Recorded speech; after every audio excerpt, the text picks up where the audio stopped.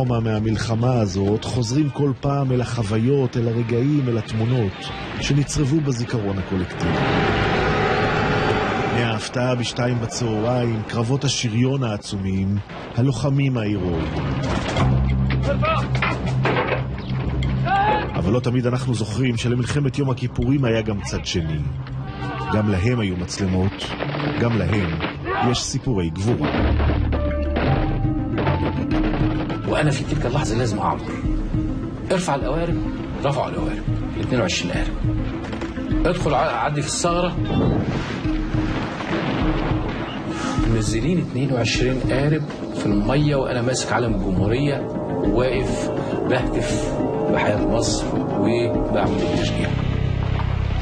وكل تفكيرنا إن ممكن النبال اللي احنا كنا قايلين عليه يطلع يحرقنا، أو إن ورا الساتر والترابي ده دبابات وناس قتل هيبهدلونا.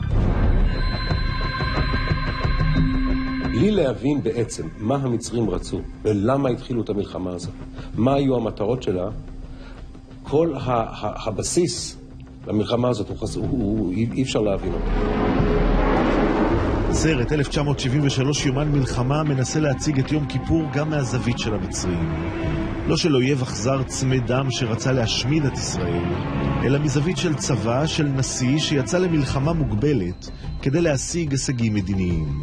סאדאת לא רצה להשמיד את ישראל, הוא לא התכוון להגיע לתל אביב, הוא לא התכוון לכבוש את כל סיני, המטרה שלו הייתה צבאית, והוא השתמש במלחמה כמטרה להניע תהליך מדיני. רוב הישראלים לא ממש מכירים את הסיפור הזה, איך בפברואר 73, 8 חודשים לפני המלחמה, שלח סאדאת את יועצו חפז אסמאעיל לבית הלבן ליועץ לביטחון לאומי הנרי קיסינג'ר. הוא הציע הסדר שלום עם ישראל. סאדאת דרש את כל חצי האי סיני, אבל הסכים שהנסיגה תארך 10 עד 15 שנה, ושישראל תחזיק נקודות מפתח בחצי האי. Is there any reason to believe that if you maintain that position, that eventually you will not again go to war with the Arabs? There will be no comparison, less possibility. ממשלת ישראל עדיין באופוריה של אחרי מלחמת ששת הימים סרבה להקשיב. ישראל גלילי, אולי השר הכי קרוב לגולדה, ניסה להעלות את הצעת סאדאת בקבינט. ואז גולדה ודיין לא היו מוכנים אפילו להעלות את זה לדיון, אפילו לא היו מוכנים להעלות את זה לדיון בקרב חברי ממשלה אחרים. אמרו, אנחנו לא נתחיל עכשיו לדון בינינו האם אנחנו מוכנים לסגת לקו הירוק כן או לא. למה? כי אנחנו לא מוכנים לדבר על תהליך מדיני שבמסגרתו המצרים תקבל חזרה את הריבונות שלה על סיני. סאדאת מבין שישראל לא תגיע למשא ומתן ומחליט לצאת למלחמה. A major war, but aiming at a military, limited military objective. The idea was to bring it to an end and to go immediately to a political discussion.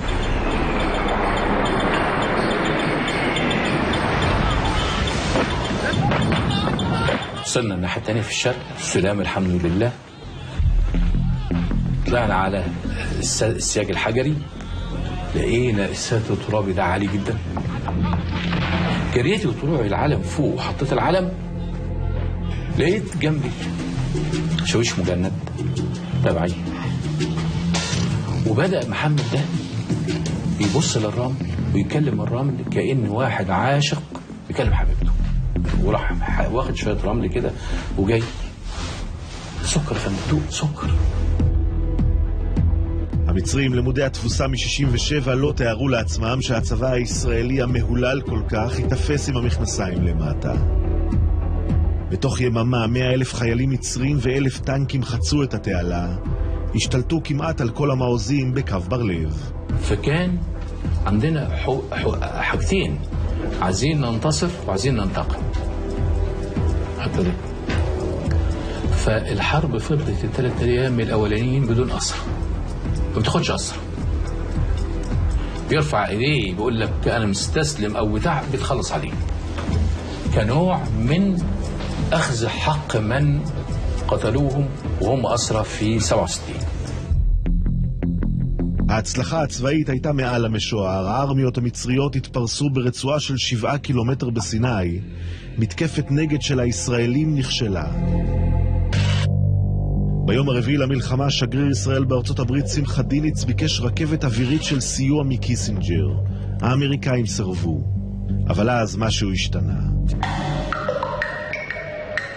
בסרט שישודר בקרוב כאן בערוץ 2 מספרים בכירים מצרים ואמריקאים שהם קלטו שדר מפתיע שעסק ביכולת הגרעינית של ישראל.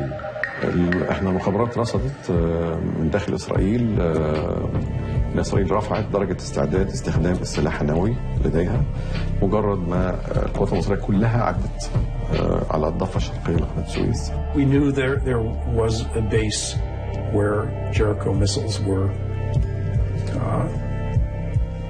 existed, and we saw the missiles being activated. That is, they were being put on their launch pads, and electronically we detected that they were being put on a high alert status. ישראל, טוענים כאן המצרים והאמריקאים, הכינה לפעולה, ממש חימשה את הנשק הגרעיני שלה. לא בטוח שהמציאות הייתה כל כך דרמטית, כן בטוח שהיה אינטרס ישראלי שבקהיר ובעיקר בוושינגטון יחשבו שכן. ישראל הייתה בפניקה והרכבת האווירית התעכבה. חיל האוויר מתקרב לקו האדום והאמריקאים יש להם זמן.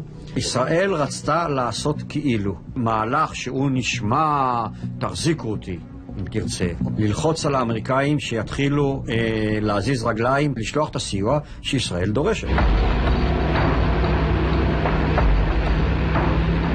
איום אמיתי או לא, זה עבד. האמריקאים שלחו לישראל רכבת אווירית עם 22,000 טון של ציוד. מטוסים, חלקי חילוף ותחמושת שעזרו להכריע את המלחמה.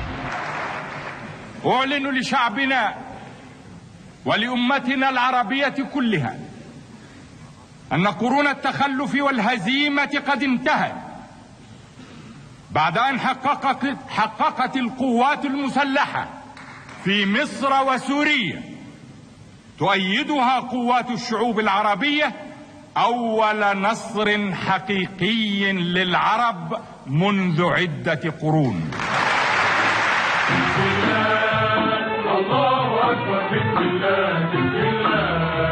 צה"ל סיים את המלחמה כ-100 קילומטר מקהיר, אבל במוזיאון מלחמת אוקטובר בעיר הזאת נדמה שהמלחמה נסתיימה ב-14 בחודש, לפני שישראל צלחה את התעלה. למצרים היו במלחמה כ-15,000 הרוגים ו8,000 שבויים, אבל עדיין היא נתפסת שם כניצחון גדול. ניפוץ השחצנות הישראלית, החזרת הכבוד הערבי, שאפשרו 4 שנים אחר כך את הרגע הזה.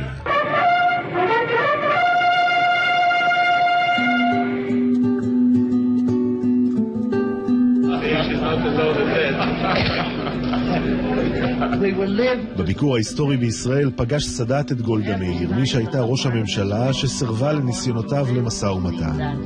And Mr. President, as a grandmother to a grandfather, may I give you a little present for the new granddaughter, and thank you for your present that you have given.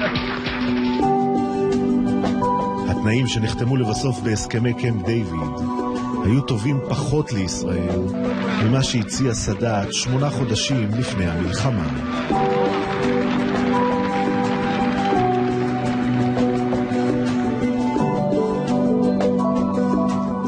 אם אפשר היה אחרת, הסרט המלא בקרוב כאן בערוץ 2 בקשת. אנחנו נצא